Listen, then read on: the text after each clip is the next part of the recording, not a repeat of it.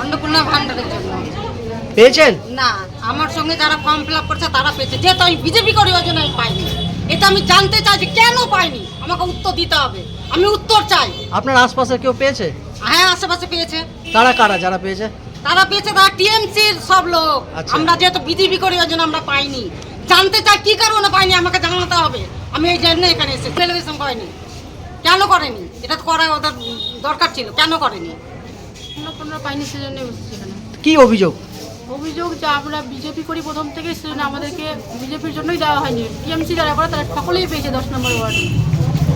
অন্যান্যরা পেয়েছে? হ্যাঁ, অন্যান্য সবাই পেয়েছে, আমার আশেপাশে সবাই পেয়েছে, কিন্তু আমি পাইনি। কই করেছেন? না, আমি অনলাইনে করেছি। অনলাইনে করেছেন? হ্যাঁ। ভেরিফিকেশন এসছে? না, ভেরিফিকেশনে আসছে কিছু হয়নি। ওয়ার্ডে কি ভেরিফিকেশন হচ্ছে? না। হ্যাঁ, না।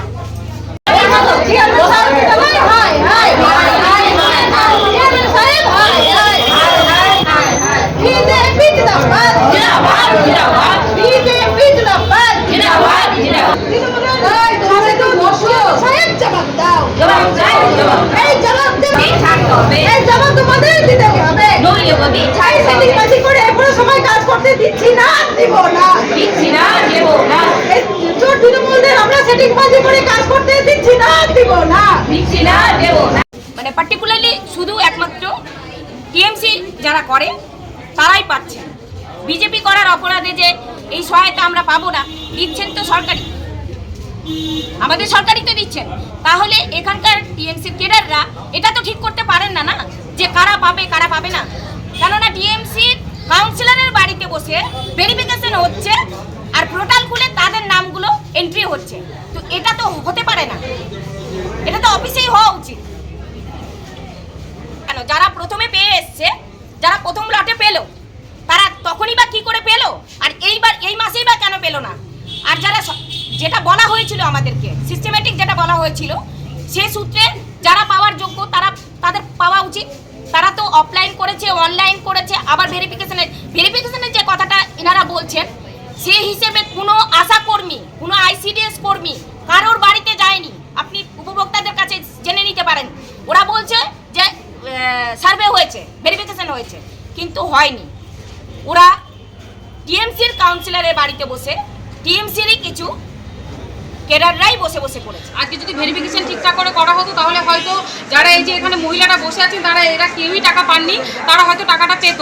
তো এনারা এখনো পর্যন্ত ঠিকঠাক করে কাজ করছেন না। আমাদের দাবি এনারা ঠিকঠাক করে কাজ করেন এবং যেন সমস্ত যোগ্য মহিলারা যারা অন্নপূর্ণা যোজনা টাকা পাওয়ার যোগ্য, তারা যেন সকলে টাকাটা পান।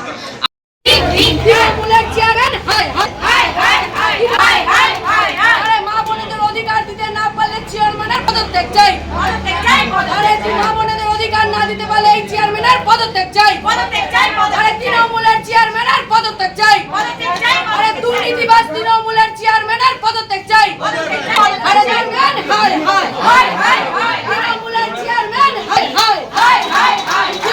পৌরসভার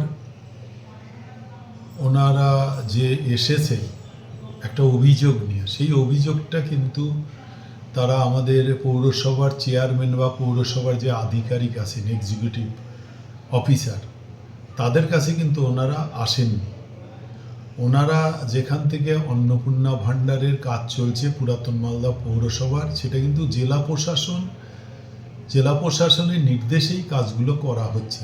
ইতিপূর্বেই আপনারা জানেন যে বিভিন্ন জায়গায় যে ক্যাম্প করা হয়েছিল, সেখানে সেই ক্যাম্পটাও কিন্তু জেলা প্রশাসন দ্বারাই পরিচালিত হয়েছিল, প্রশাসনিক স্তরে। এটা কিন্তু পৌরসভার কাউন্সিলর বা চেয়ারম্যান দ্বারা পরিচালিত হয়নি।